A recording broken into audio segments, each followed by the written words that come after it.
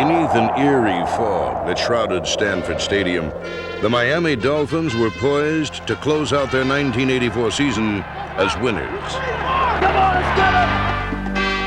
But seldom did the Dolphins display the style that brought them to the summit of professional football.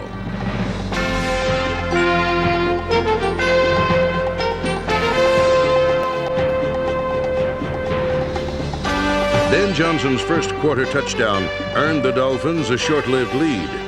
But as the fog-lit afternoon wore on, they no longer looked like the same team that ran and passed its way to an unprecedented fifth AFC championship.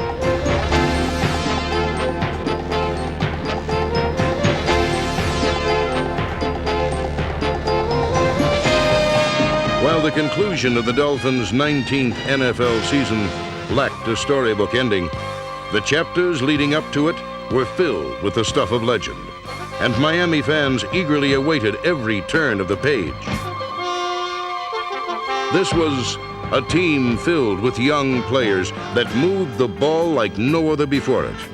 A team that shook the league's proudest defenses with its high-tech, fast-break offense. A team that broke every significant passing and receiving record. 1984 was a wild ride for these Miami Dolphins, who established themselves as movers, shakers, and record breakers, with a future as bright as their past.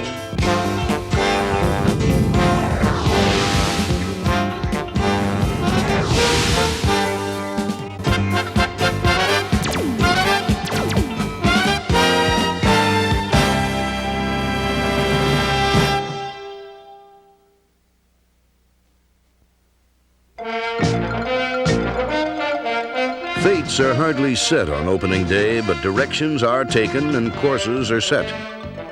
In Washington, Don Shula's Dolphins won with a well-rounded team effort. Everyone got in the act and took dead aim at the defending NFC champion Redskins.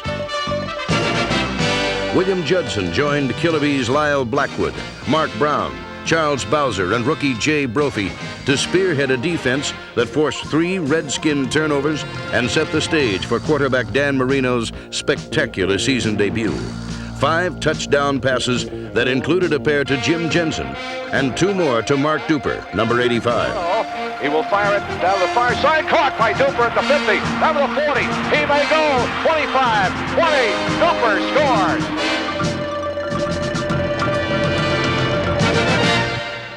The one thing that I've been able to experience while I was here is that over the past 11 years, regardless of what talent we had, Coach Shula found a way to bring the most out of everybody and to utilize our offense and defense to that talent. New England became the Dolphins' second victim when receiver Jim Jensen turned passer. He's going to throw a pass upfield, and it is caught for a touchdown. The Dolphin defense held the Patriots to a lone touchdown and worked together to score one of their own. 35. Laterals the ball. 40. Up to the 50. Up to the 45 to the 40. This one might go. It is down to the 20. It is down to the 10. Down to the 5. Touchdown for William Judson. The 28-7 win was followed by the Dolphins' third straight victory on a Monday night in Buffalo when Mark Duper caught his 4th touchdown pass of the young season. Duper caught 2 more against Indianapolis, while the defense limited the Colts to a single score. The Dolphins' leading interceptor, Glenn Blackwood, number 47, picked off 1 Colt pass, and cornerback Don McNeil, fresh from a year on injured reserve, picked off another for a touchdown, as the Dolphins extended their streak to 4 in a row, 44-7.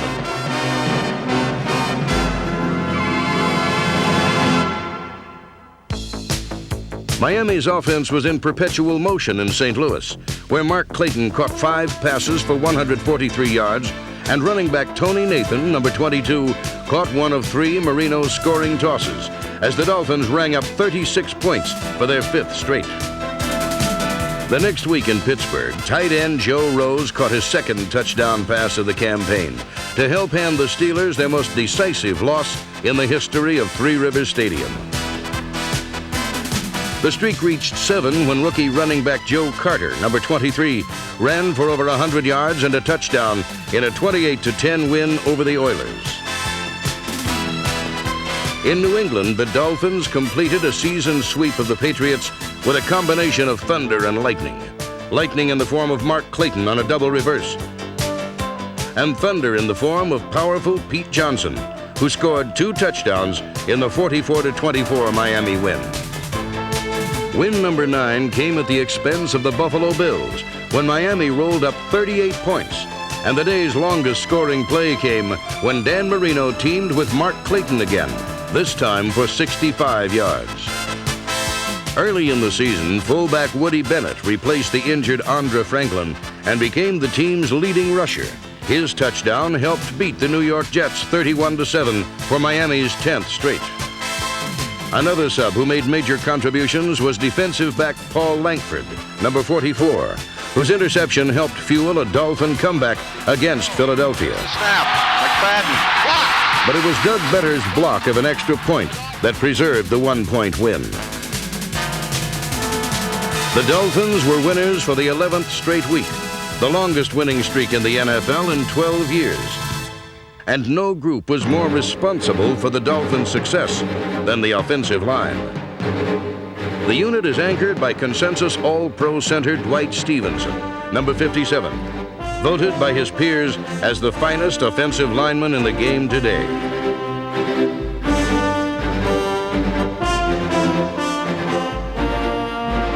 Another key to the progress of Coach John Sandusky's unit was the play of Roy Foster and Cleveland Green.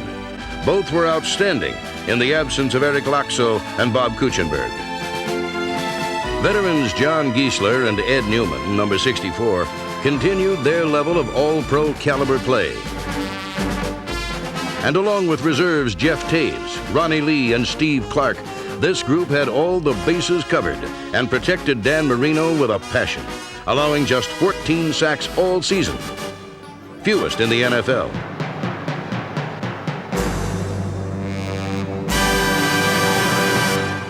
Few players have fulfilled their potential as rapidly as second-year punter Reggie Roby, who became a first-time All-Pro. Though he kicked fewer times than any NFL punter, Roby ranked first in the league in net yards per punt.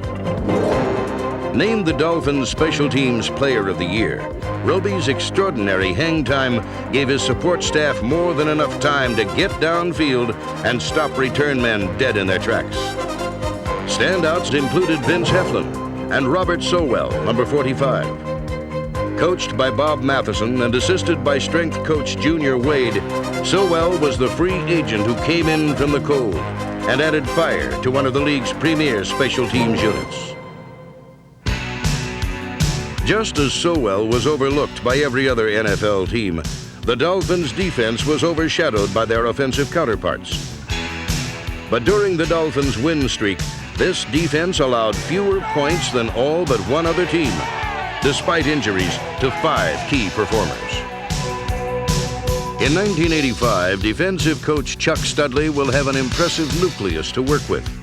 From William Judson, Mike Kozlowski, and the Blackwood brothers, Glenn and Lyle, number 42. To veteran down lineman Kim Bocamper, number 58. Doug Betters and Bob Baumhauer. Standout reserves Bill Barnett, number 70, and from out of nowhere, Mike Charles. Bob Matheson's linebacking corps included Charles Bowser, number 56, and the team leader in tackles, Mark Brown, number 51. Rodell Thomas, A.J. Dewey, and rookie Jay Brophy, number 53, add depth to the defense. While Bob Brudzinski, number 59, has been the Dolphins' most consistent linebacker.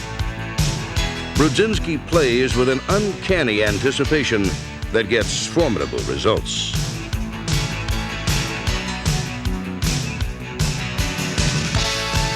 This is a defense that plays its best when it plays as a team and can only improve in 1985.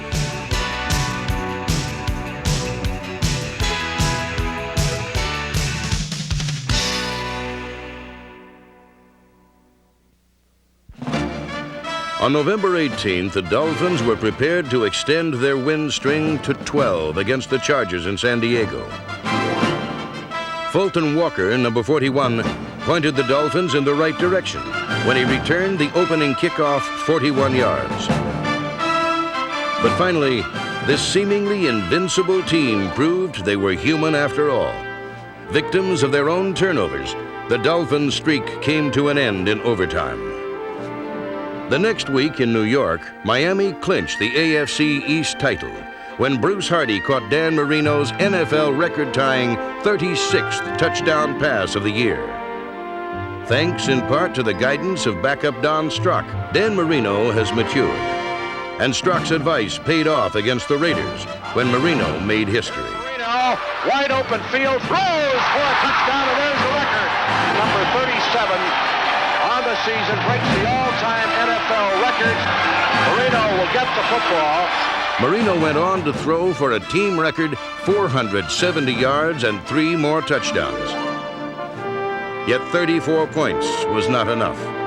It was only Miami's second loss of the season, but they needed to regain their intensity and build their momentum for the playoffs. The Dolphins' comeback capability was tested in Indianapolis. Down by 10 at the half, they stormed back behind tight end Dan Johnson and struck for 4 second-half touchdowns, the final one to Mark Clayton in the 35-17 win. Prior to the season finale against the Dallas Cowboys, the veteran members of the Dolphin defense called a team meeting to search for the reason the Killer Bees had lost their sting. Don Shula watched the results of that meeting when Miami's recharged defenders shut out the Cowboys for close to 3 quarters.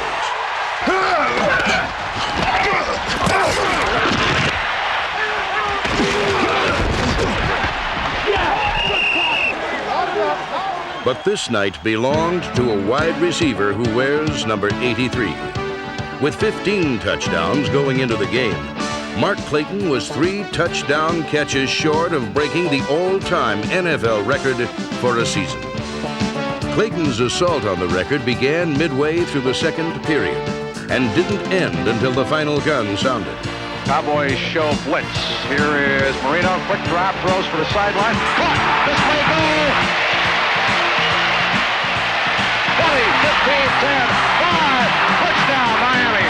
Mark Clayton gets a tie for the record with his 17th touchdown reception of the season. While most attention was directed at Clayton, the Cowboys quietly snuck up and tied the game when a deflected pass landed in the hands of Tony Hill.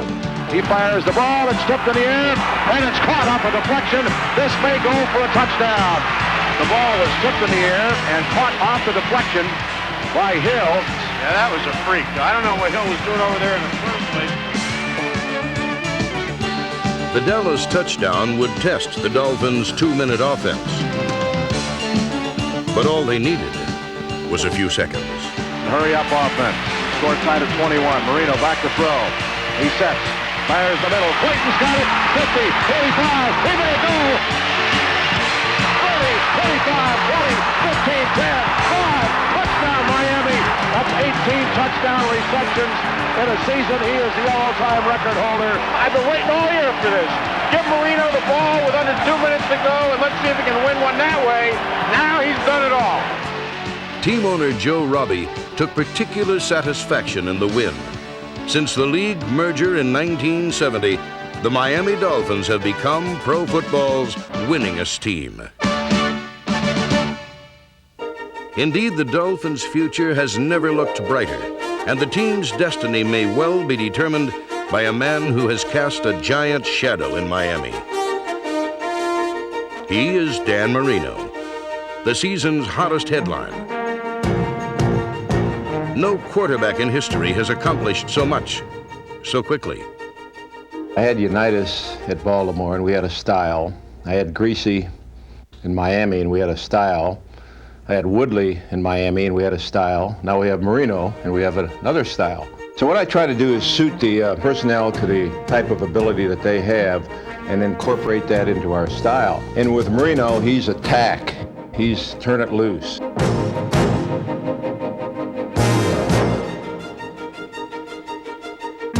Marino's greatest asset as a quarterback is that he has great field presence. He sees the entire field. He has this tremendous strong arm. He's a lot like Bonacani was as a linebacker. It didn't take long for the thought to go from the mind to the feet.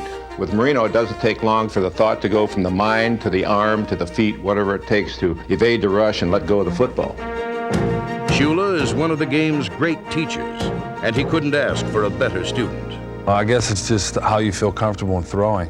Actually, I used to be a lot quicker when I was younger because I was more disciplined. Now I'll just throw it the way it comes natural to me.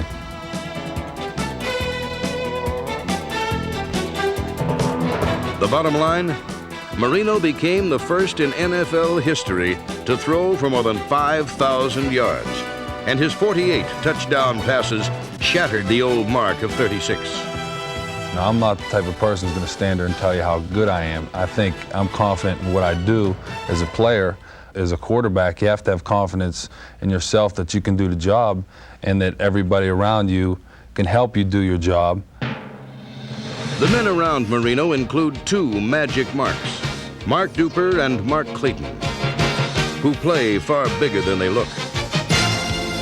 Even in the oversized NFL, these two prove that good things come in small packages.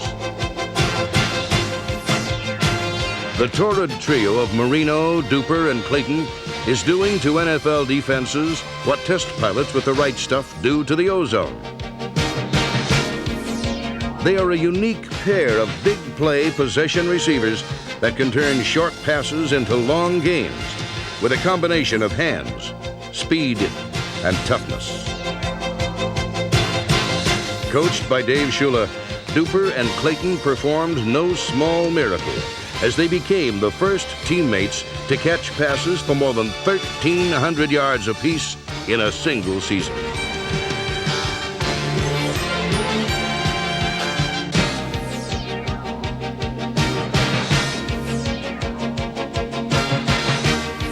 This undersized strike force benefits from the presence of Nat Moore, number 89, the Dolphins' all-time receiving leader.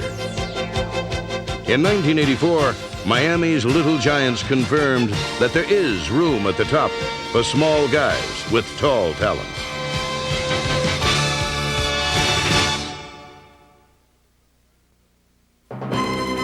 The Dolphins earned the home field advantage in the playoffs. And on December 29th, they had a score to settle with the Seattle Seahawks. The year before, Seattle had stunned the Dolphins in the AFC semifinals.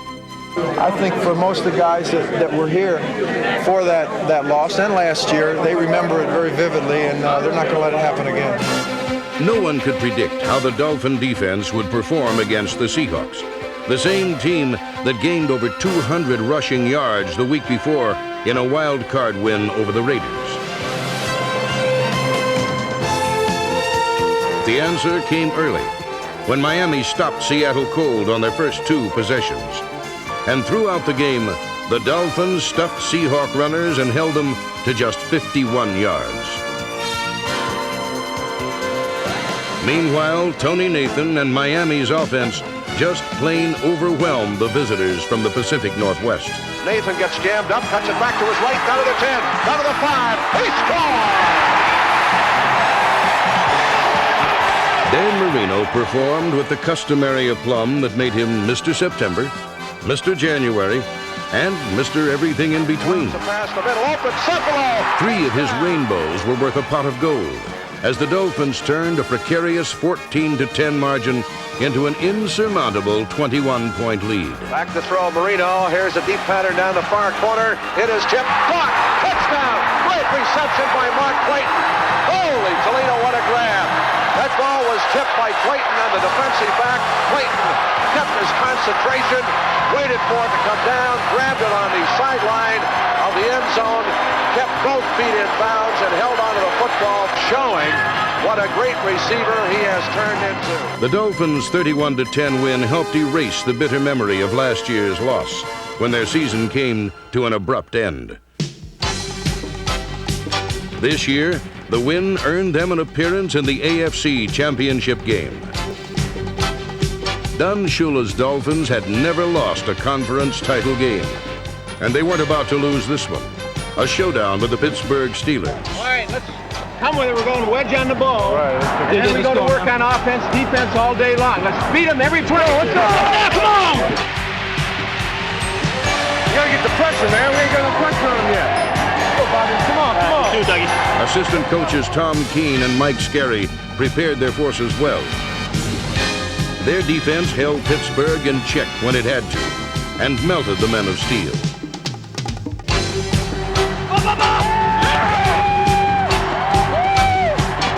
Then it was a quick strike Dan Marino assault that tightened the Miami vice on the Pittsburgh Steelers. He drops quickly to throw, looks right across the middle. He's got Clayton open, 10, 5, touchdown Dolphins. It wasn't until late in the second period that the Dolphins hit full stride, when Mark Duper stepped out and ran under 5 Marino passes. 2nd and 5 to 41. Again out of the shotgun. Marino, deep drop, throwing deep upfield down the near side. Man open, touchdown for the Dolphins. Dan Marino threw for 429 yards and 4 touchdowns. And offensive backfield coach Carl Tassif's running game complemented the passing attack, as both Woody Bennett and Tony Nathan scored touchdowns. The Dolphins struck with a force that rocked the Orange Bowl. Not since 1963 has a team scored as many points in conference championship play. Miami scored touchdowns on 5 straight possessions, and 14-10 Steelers became 45-28 Dolphins. And Miami became the first team ever to win 5 AFC titles. It was a game to remember, a showcase for the 1984 Dolphins, who set new standards of excellence as the most prolific passing team in NFL history. Not a passing fancy. This team has only begun to establish itself as movers, shakers, and record breakers.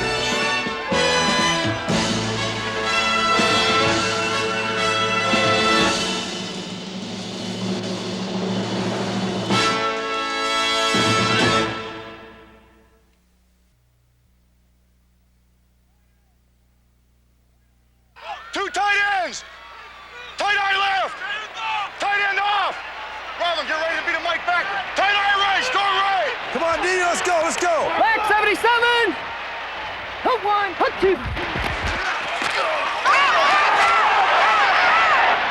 he comes, I told you! Get him, get him!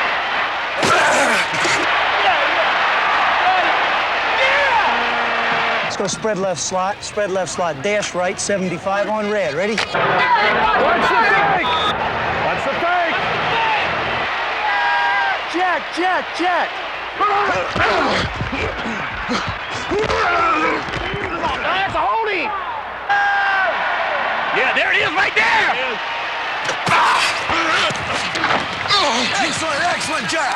Excellent job. Now listen, great thing about football is every week you get a chance to redeem yourselves, all right? No matter what happens out there, every play is a ball game. Everybody's got to go 100.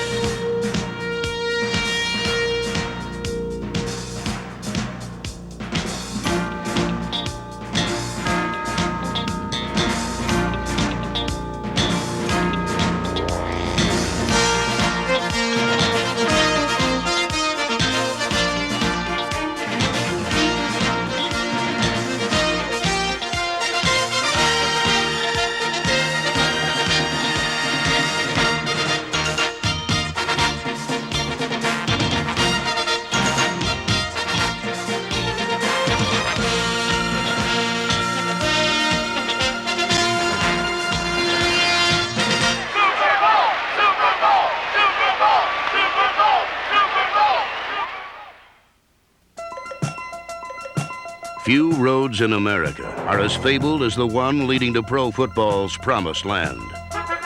The road to Palo Alto and Super Bowl 19 was shaped and contoured by the men who traveled it. And even those who would never reach Stanford Stadium left resounding footsteps along the way.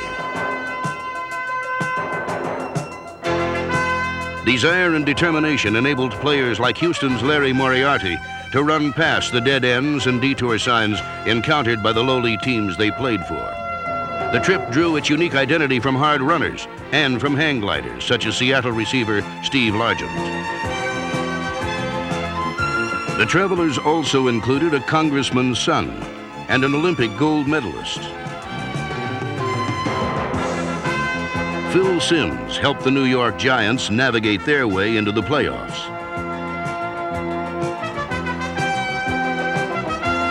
Spectacular efforts defined a season in which every player sought a place in the sun. There were bright horizons for teams like the Pittsburgh Steelers, who earned a surprise trip to the AFC Championship game.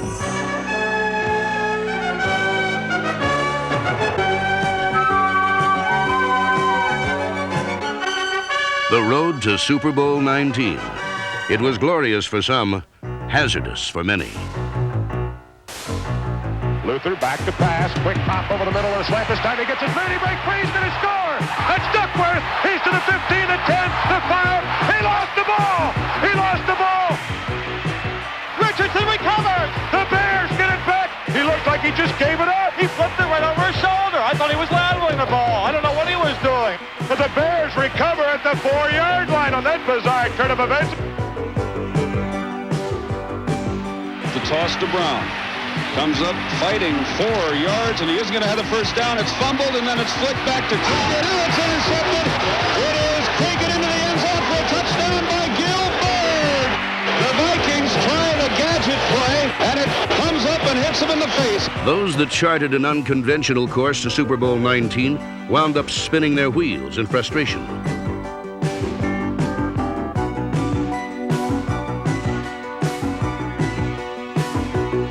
But there were moments when improvisation became a source of high-octane energy for teams accustomed to running on empty.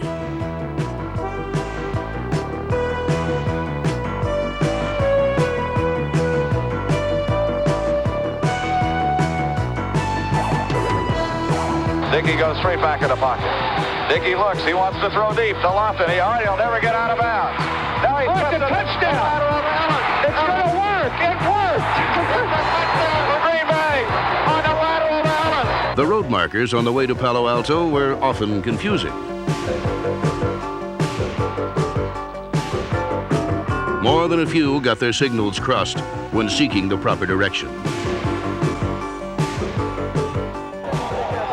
Hey, who cares? I got to go make another touchdown.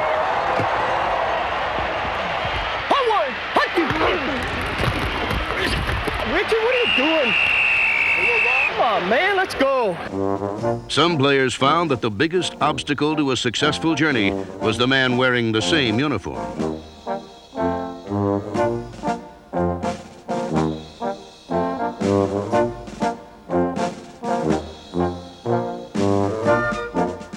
Every road has its stragglers and vagabonds. The road to Super Bowl 19 was no different. On its path, many teams were rudely cast by the wayside. In New Orleans, the hangdog expression worn by the Saints mascot tells the story of a team that failed to post a winning record for the 18th year in a row.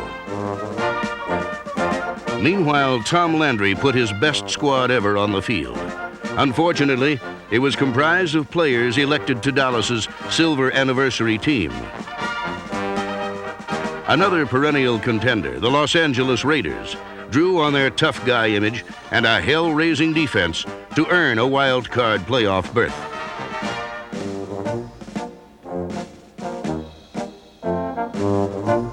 But in postseason play, Seattle gave the Raiders a bitter taste of their own medicine. While the Raiders faltered near the goalpost, in Anaheim, the goalpost faltered near the Rams.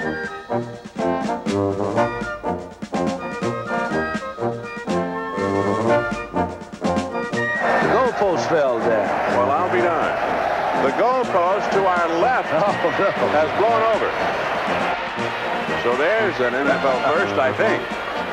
Bob, it's early in this NFL season for the '84 campaign, but we've seen quite a bit this year, haven't we? We have seen some unusual things, indeed.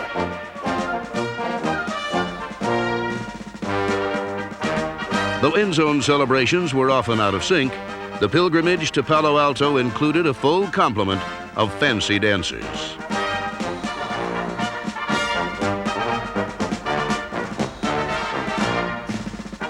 An avalanche of emotion made for a spirited trip. And also making it special were the congratulations offered to history's #1 rusher from the nation's #1 citizen. Mr. Payton, this is Air Force One. Stand by for the president, please. Congratulations. Well, thank you. Very best wishes. Congratulations again. Well, thank you, and give my best to Nancy. Everyone had a chance to be a hero on the road to the Super Bowl, but only a few wore the true look of a champion. I don't know how much fun you guys are going to have, but I'm fixing to have a ball myself. Got a little butterflies? If you don't, work them up. You ought to have just a little bit of butterflies, just a little bit of shake. And you get out there, stretch those joints a little bit, and kick their butts all over the field. Guy in front of you makes a play, you're glad for him. The guy next to you makes a catch, you're blocking for him. The guy around you is fixing to make a sack, you nail him right after he does make that sack. We're going for it, fellas, on 4th down. We're going to get 7 here if we're going to do it. On the road to Super Bowl 19, the Cincinnati Bengals broke down in the driveway, losing their opening game to the Broncos. We can still win this thing with a lot of wins to come. We'll look at this one and we'll learn a lot from it. We'll be okay. Keep your heads up, fellas. You didn't get knocked out of the playoffs. You just lost a ball game. We're not going to lose a lot of them.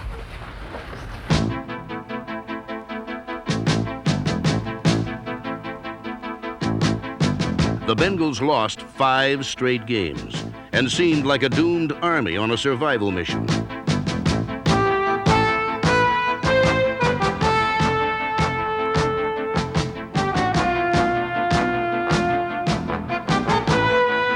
They played hard, but in every way a team could be measured, they came up short. The Bengals made mistakes, many mistakes, but one mistake they never made was surrender. If you were going to war and you had to have somebody in the foxhole with you, you would pick from this group because they cover their flanks, they never give up, they keep reloading their guns, and regardless of the odds, this team thinks they're going to win.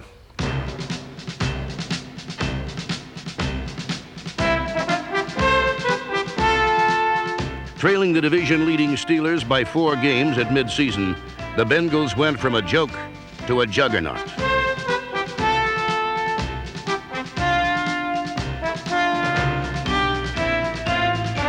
While the Bengals took a firm grip on the steering wheel, the Indianapolis Colts ran Pittsburgh off the road to Super Bowl 19. Mike Pagel rolls away from the pressure. He comes back right, looks down the field. He's looking for some help, throws it over the middle, and it is caught. It might be a touchdown. The immaculate reception. He scores! With the Steelers staggering like a fighter on Dream Street, the Bengals' hopes for a title became a reality. Hand off, no Boomer running around to the right. Look, throws into the end zone to Anthony Munoz. Touchdown. No team ever looked so dead in September and so alive in December. The last time a team started so poorly and made the playoffs was the 1970 Bengals, and one of their quarterbacks was Sam Weish. Once again, eyes shone brighter and hope shimmered anew, for a Steeler loss coupled with a Bengal victory in the final week guaranteed a Central Division title. Protect that ball. You know, when you're in a ball game, it's going to be the 3rd, 4th guy that hits you is going to take you down, so you got to be protecting the football, okay? And the best game you ever played right now. You know how we go into every football game? You play physical. The first snap has to be that. Play loose. You win this game, you're going to be a champion. You're going to be the Central Division champions. Play loose, play physical, and play smart. No mistakes, no cheap shots, no recoils. If someone gives you one, we're going to play a smart football game. It was a long time ago that we opened this season, and we finished it by talking about how far we had to go and how big the mountain was. You're right at the summit. Get that friggin' team fired up. You're playing, you're playing tight what you're playing. You're not playing soft, you're playing tense. Come on, Red! Keep your poise out there! Inside, Jimmy! Let's go, Guy Frazier! They're right now, baby! Come on, Peter Koch! Come on, Peter! Watch Boomer right here now. Watch the quarterback's head. That's the most important part of it. He's got to find the free safety. M.L. Harris on the outside goes in motion. Anderson back to throw against the Blues. End zone, touchdown, Collinsworth! Good job, my man. Get away, Stafford! All right, get away!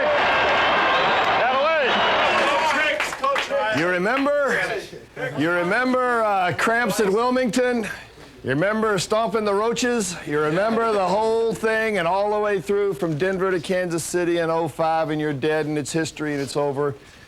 And I really believe you're going to be the AFC Central champions, and that's the start of it. Okay. Now we had to win, and we've got to rely on the Raiders and hope they got a big game coming up here. Has anybody heard an early score? The Steelers must win to take the title in the AFC Central. If they lose it, Cincinnati's in. Come on, Jimbo. Come on, Jimbo. Come on, Jimbo. This one is still very much up for grabs. Big play of the game right here.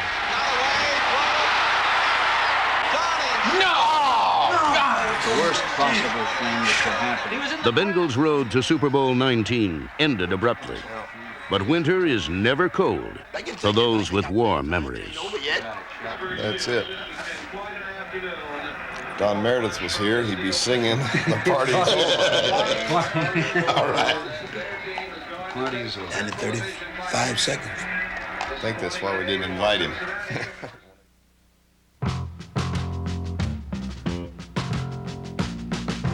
The road to Super Bowl 19 cut through a landscape filled with peaks of individual brilliance. Short side of 21. Marino back to throw. He sets. Fires the middle. Clayton's got it. 50, 45. He may go. 30, 25, 20, 15, 10, 5. Touchdown, Miami. Clayton has the new record. That's 18 touchdown receptions in a season. He is the all-time record holder. Dickerson picks up about 9 yards on the play and a brand new single-season rushing record for the outstanding star from Southern Methodist. Art Monk has just broken the National Football League record for receptions in a single season. The crowd is on its feet. They should be. What a great record to break, and a well-deserved honor for Art Monk. Now Charlie Joyner is the all-time leading receiver in the history of the National Football League. That's number 37, and he threw it to Jimmy Cephalo. Marino will get the football, and he has thrown his 37th touchdown pass of the season. That's a new record. In 1984, Dan Marino of the Miami Dolphins completed more passes in one season for more yards and more touchdowns than any quarterback in history.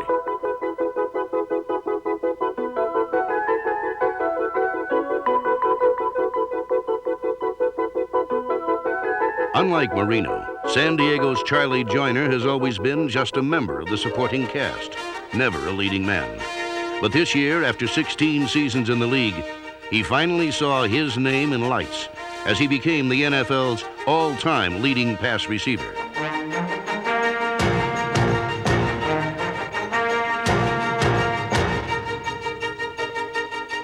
While San Diego had a silver screen hero, Los Angeles featured a solid gold dancer.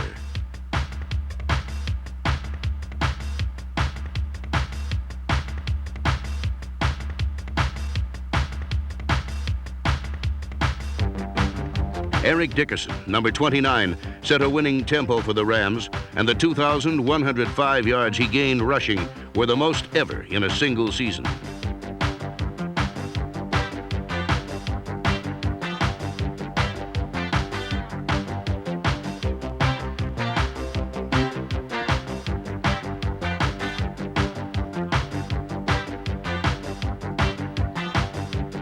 Where Eric Dickerson is going, Walter Payton has already been. Since this country transformed rugby into football more than 100 years ago, no man has carried the ball as often or as far as Walter Payton. In his 10-year career, he has missed only one game. And the only thing greater than his talent is his heart, his unquestioned obedience to the God of guts.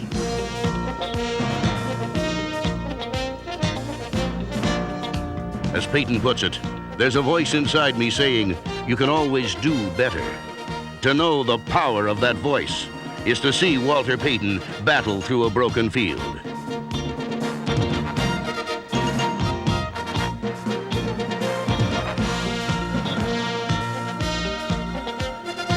On the road to Super Bowl 19, Payton led the Bears to the division championship, and along the way, kept an appointment with destiny.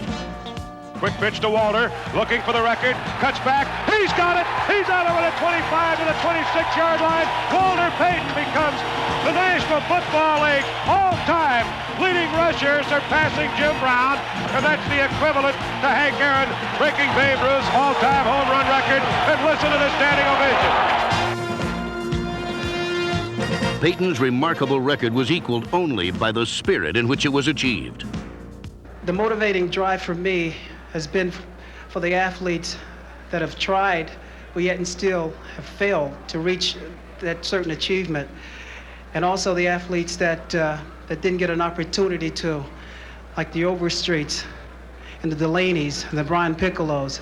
You know, this simplifies what the game is made of. And what I did out there today is a reflection of those guys, because they made the sacrifices as well. And it's a tribute to me to bestow this honor upon them. Thank you.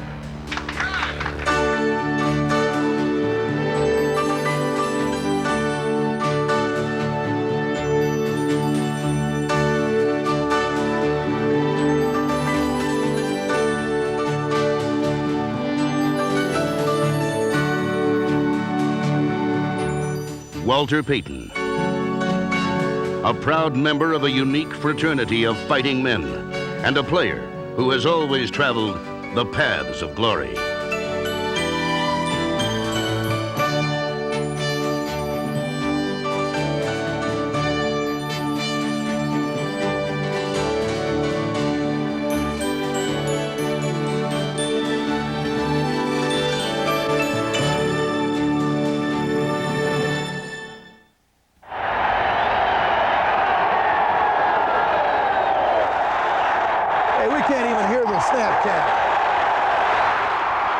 On the road to Super Bowl 19, no team experienced more peaks and valleys of emotion than Jim Hannafin and his St. Louis Cardinals. 35. I thought that was against the rules. Putting that wave up there in the crowd. There, huh? Let's get a penalty on the. Manny Perrin will hold, as O'Donoghue will try and win it for the Cardinals. It is up, it is long enough, it is good! A 46-yard field goal by Neil O'Donoghue, and with 7 seconds left, the Cardinals take the lead, 34-33. Hannafin's Cardinals became the NFC's birds of prey.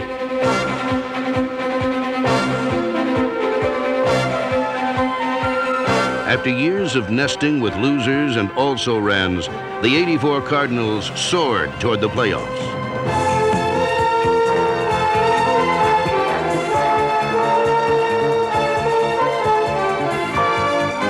Quarterback Neil Lomax and wide receiver Roy Green helped realign the balance of power in the NFC East, scoring with big offensive bursts and setting up kicker Neil O'Donoghue's 11th hour heroics.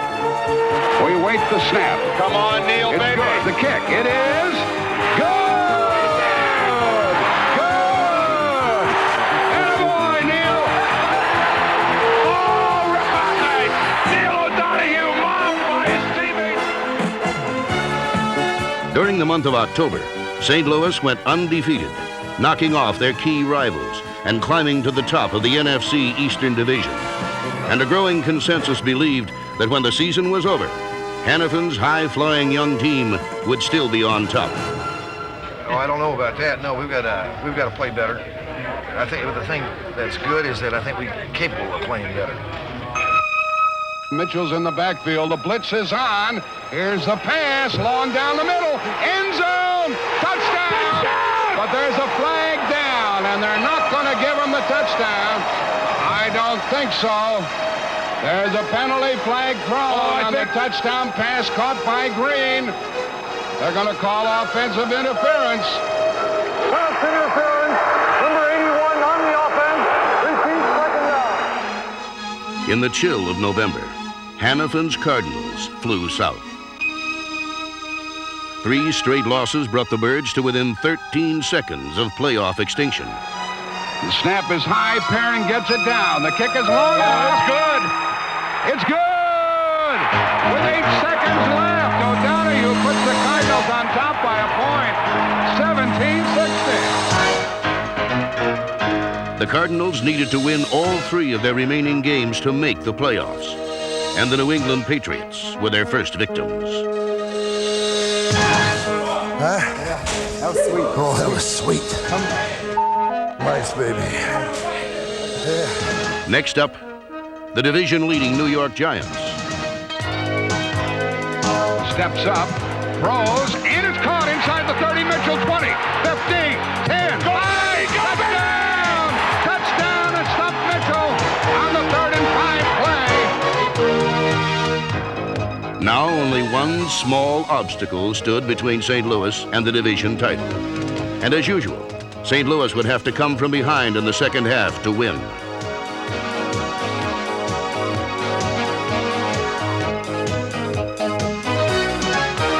26-20 Redskins. Back goes Lomax to pass. Lofts it up into the end zone. Got Green wide open. Touchdown, St. Louis Cardinals. For one brief moment, Hannafin's team had the lead. But in this roller coaster Cardinal season, one more peak and one more valley remained. It's good! With 1 minute, 33 seconds left to go in the game, Mark Mosley has given the Redskins the lead back. It is Washington 29-27. It was do or die, and the season was on the line. Dumps it out over the middle. It's complete to Pittman at the 31-yard line. He's pulled down. He's short of the first down. They got to get the clock stopped. Clock is moving. Cardinals are out of timeouts. They got to kick the field goal. They're going to try the field goal. It'll be a 50-yard kick. They're not going to get it all. Yard line. 6 seconds. 5, 4. Here's the snap. A little low. O'Donoghue gets the kick away. It's up in the air. No! The Redskins win the NFC Eastern Division title.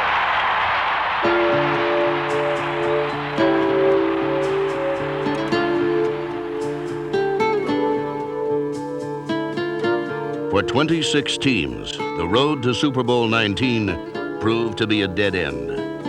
For some, pride and self-respect were the season's only rewards. I'll tell you something about this football team. We all are in it together, and there are many other players that could have taken care of that game for us, too. The thing that I'll always remember is the way they fought back.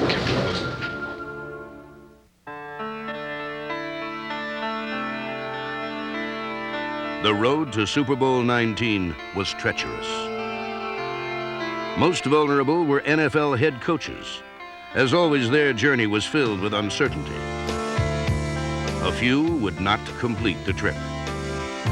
Loneliness is your only friend. A broken heart that just won't mend is the price you pay. It's hard to take when love grows old. The days are long and the nights turn cold when it fades away. One of 1984's casualties was Les Steckel, a Vietnam veteran, and at 38, the NFL's youngest head coach. Steckel was a Marine major, but his Minnesota Vikings were soon in full retreat, and after 13 losses, he was replaced by Bud Grant, the man he had replaced 10 months earlier. Sam Rutigliano's 7-year career in Cleveland also came to a sad end. When the Browns lost 7 of their first 8 games, owner Art Modell was forced to fire his best friend. Some coaches fared better. The Rams' John Robinson made the playoffs and still courted the favor of owner Giorgio Frontiere. Kay Stevenson managed to ride out a disastrous 2-win year with the Buffalo Bills, while the sunlit season of San Francisco's Bill Walsh included 15 victories. But win or lose, these men share membership in an exclusive club where acceptance and insecurity stand toe-to-toe, and each must provide his own job definition. And I don't know what it is, it's the thrill of it. I don't think you can ever experience the tremendous highs that you have in this business and also the tremendous lows that you have. It's not a game to us. This is our profession. And we work morning, noon, and night to do the best job that we can in our profession. I know this, it's the most challenging job that I've ever had, but it's also the most exciting, and in many respects, I think it's the most fulfilling. It doesn't matter how much money you had, you couldn't buy my job. There's only 28 people in the world that have my job. And you're just one of 28 football coaches trying to survive in, to me, the most competitive situation in America today. Big game, they're all big. Come out there from the get-go, let's get the job done, let's fly around, have fun, cut and shoot, do what we have to. Let's get it done. Don't pussyfoot around. Just don't hesitate. Just take it. Am I correct in saying this now? Emmett, Rod? Emmett, Rod. Hey, Emmett, Rod? I think the most frustrating thing is the fact that there are some things that you have no control over. Just none whatsoever. Hey, Daniels, what the hell you doing out there? You gotta run up the goddamn football field. Don't dance around. That's horrible. I could get some girl to do that. Those girls on the sidelines can dance. I love the game. I get excited. That's what I enjoy about it. I could not sit, when a player makes a mistake, I feel it in here. Come here! Who's sending him in there? Tackle his ass, come on. Lasky! Oh, God, Rick! At some point, you're going to have to come down hard on somebody. At some point, you're going to have to say, that's it. We're not doing it that way, or we're not going to do it that way anymore. Or if you do that again, Schmatz or Jones or whatever your name is, it's going to cost you. Remember what I always talk about on the days we win, the days we don't win? What kind of language and how do we act on the days we don't play well? Just like this. Right there. Guys complaining and griping and just play football. Play the best we can. It always works that way. I mean, you fight as hard as you can to keep your head above water. You fight for survival, and that's what we're trying to do. We're just fighting for survival, every coach in the league. Look me in the eye and tell me that ball was a catchable ball. Pardon me? Tell me that was a catchable ball. I won't tell you anything because I wasn't even watching the play. I had a man in this zone. It had to have been an Olympic triple gold medal winner to catch that thing. Hey, that's illegal. You're wrong. Hey, you are wrong. And that's when you want to crawl into that fetal position and put the blankets over your head and just hide. Dale, I warned you guys to look for that. There were 13 guys. We counted them. Boy, how can you make a mistake? I've got to quit trying to help. Douglas MacArthur said one time, don't ever give a command that can be understood. Always give commands that cannot be misunderstood. Panther 28B, Panther on set. Panther. Double F, 26. We've got to get the first down. We've got to get the first down. That's not what we called. This is not an exact science, football. Hey, lay on him and don't let him get up too fast. Problem with coaches are they don't know what they want to be when they grow up. He'll cut it back. He'll make a 20 out of it.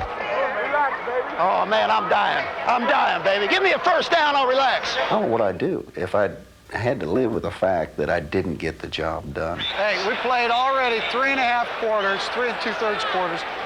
We'll just take our licking. The fear of losing is haunting you right to the time the game ends. The emotions and the feelings that you get from losing probably stick with you longer than the joy of winning. Winning is the key, and if you don't win, then sooner or later you're going to have to find a job, you know. There ain't but two kinds, them that's been fired and them that's gonna get fired, and I've been both. And we work in the most precarious situation probably in our society today. It doesn't make sense. Sometimes even winning was not enough. I guess isn't a tough way to make a living. The Patriots' Ron Meyer became the first coach in NFL history to be fired at mid-season with a winning record. The pitfalls of the coaching profession made the road to the Super Bowl even more demanding. Let's go! The road to Super Bowl 19 was a wide-open expressway paved with offense. However, a few still trudged along the old back road to a title and mounted their championship drive on a dirt road of defense. Dominant defense.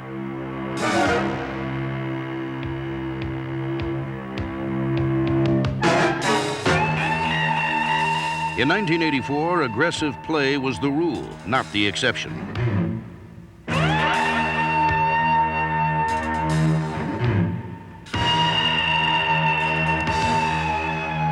Defenses focused their attack on the quarterback as the pass rush became their greatest weapon.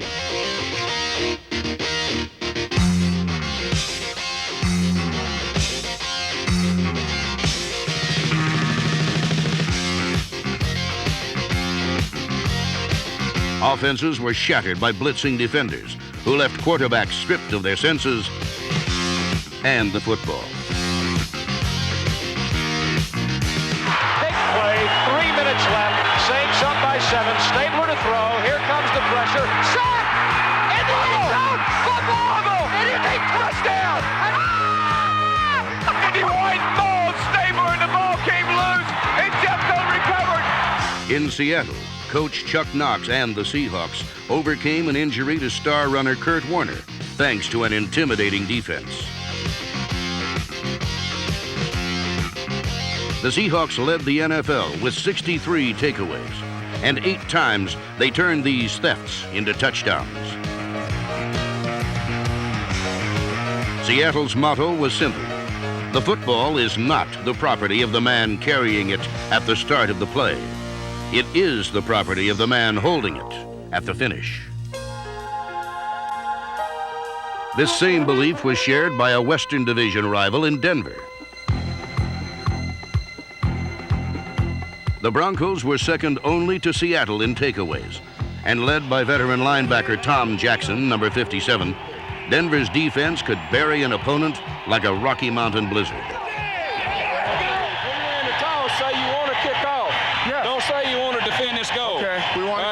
On a Monday night in October, Bronco head coach Dan Reeves elected to kick off so his defense could set the tempo.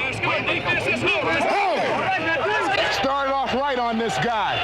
Right now. This guy's not looking for pressure. Run deal, Steeler, double zone. Ready? Don't jump! Tango! No! On the game's first 2 plays from scrimmage, the Broncos turned 2 Green Bay Packer fumbles into touchdowns. 37 seconds. It is 14-0. Good. Let's get one more. Do it again. This was a contest defense had to win, and Denver's did.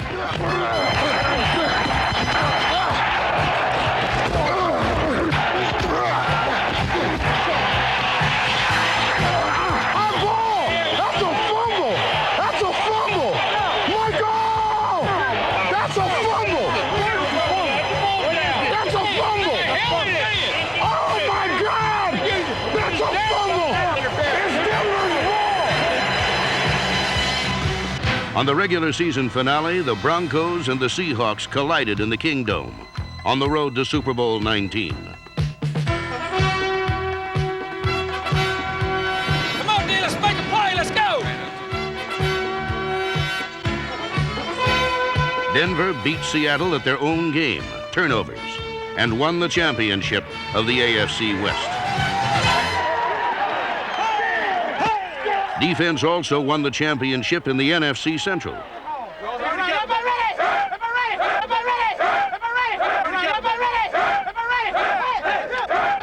Walter Payton is the heart of the Chicago Bears, but defense has always been its soul.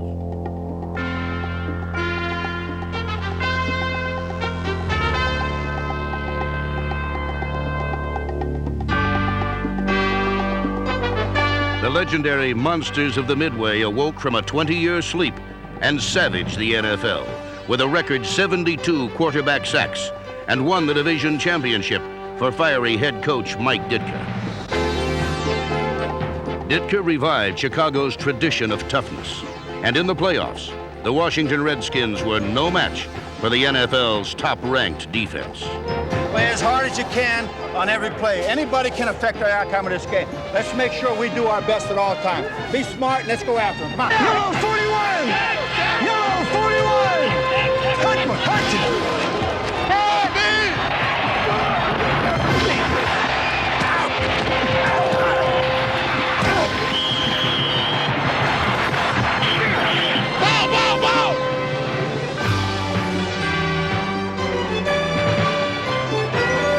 The Bears' 23-19 victory was their first playoff win since 1963. And it proved that in an age of offense, you can still win with defense. Thine is the kingdom, power, and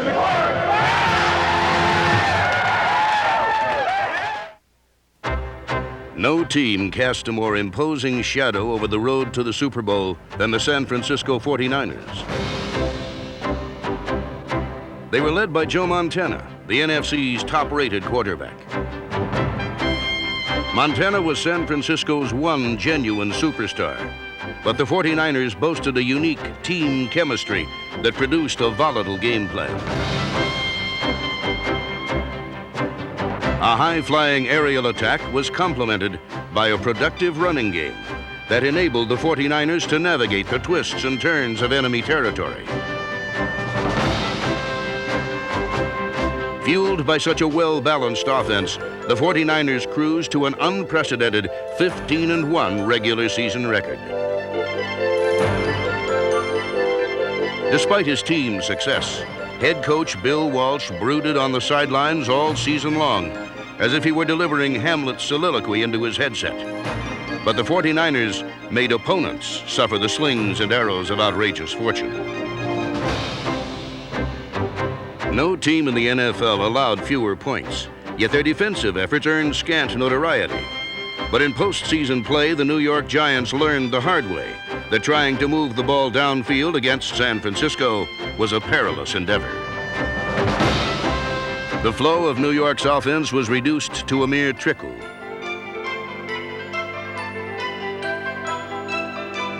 In a 21-10 win, the 49ers defense made it impossible for the Giants to keep pace with a trio of Montana touchdown passes.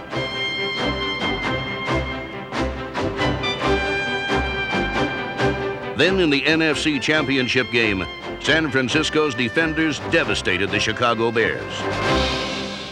Set the tempo for the World Championship, guys. Let's go. Let's go. Wedge it out of here right now. Let's go.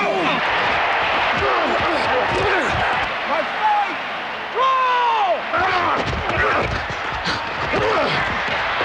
Kill him! San Francisco posted a 23-0 victory. Calling the signals is Montana. As Solomon goes wide right, the handoff is given to Tyler. Breaks a tackle, past the 3, the 2, the 1. He's into the end zone. Touchdown, 49ers! Here's Montana rolling out the right side, looking toward the end zone. Now throwing, fires. It's caught by Solomon.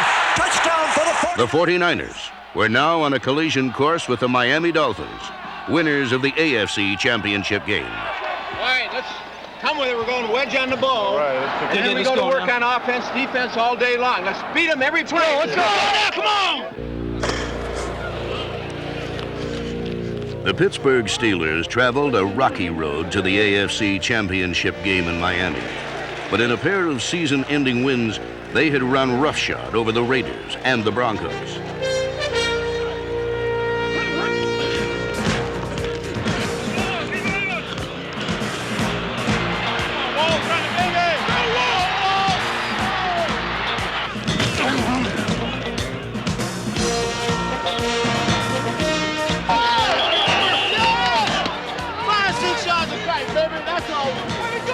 Keep coming like that, Danny! All right, all right!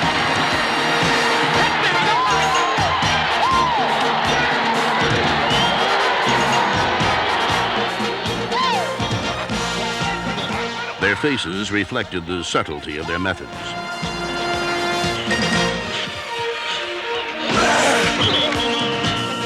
Pittsburgh had thundered along the road to the Super Bowl, but with the end in sight, they were struck down by lightning.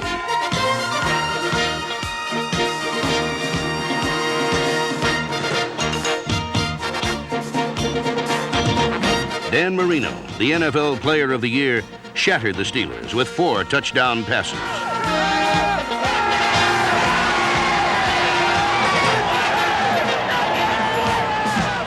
Second and 5 at the 41. Again out of the shotgun. Marino, deep drop, throwing deep upfield down the near side. Man open. Touchdown for the Dolphins.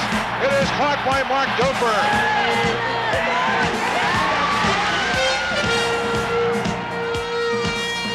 28 teams had set out on the road to the Super Bowl. For Pittsburgh and Chicago, the trip was over. Now only 2 remained. He looks, lofts to the corner of the end zone, net for a touchdown. That's 4 touchdowns in the ball game, and that's a new record.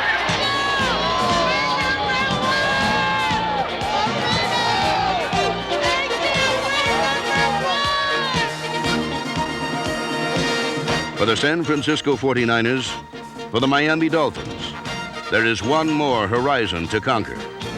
Beyond it lies pro football's promised land.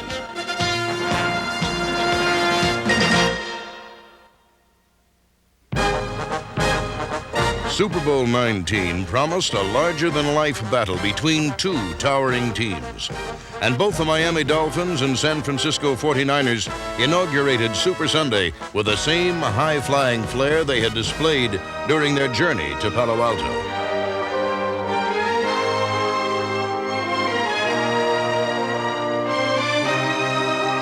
Joe Montana's first period scoring pass to Carl Monroe, number 32, climaxed a 78-yard drive that provided the 49ers with a 7-3 lead.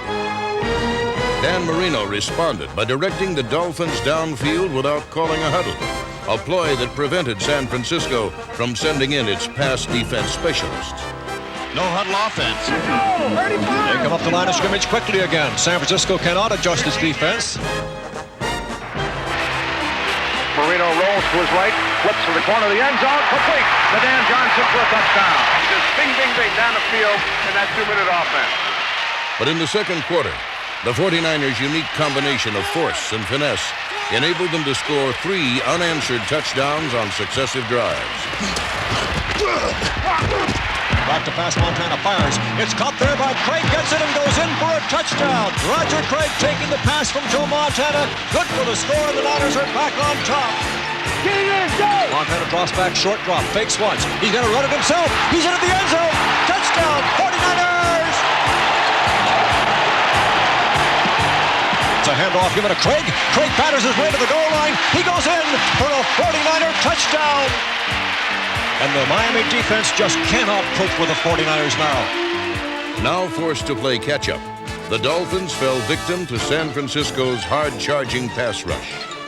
The 49ers' ferocious foot soldiers trampled Marino's protection and pressured a young quarterback normally accustomed to security. We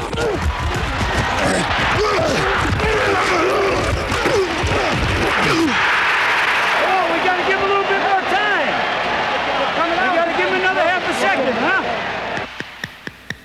But as those precious half seconds ticked away, San Francisco's defense tightened its stranglehold on the Dolphins. Miami was held scoreless in the second half, and what had started as a battle became a blowout. The 49ers had rung down the curtain on Marino's season-long magic act. And while the San Francisco secondary cast a shadow over Miami's receivers, the specter of Joe Montana continued to loom large over Don Shula's deflated defense.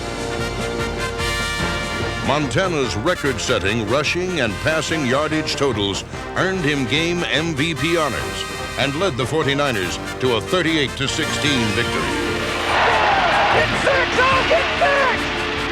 Going back to pass on 3rd and 10, Montana. Looks over the left side, caught by Craig on the way to the end zone, and Craig goes in for the score. It's all over. Super Bowl 19 is in the record books. The 49ers have won it. San Francisco's triumph was a tribute to total team effort. And in Super Bowl 19, the talents of 49 mighty men captured pro football's most magical moment.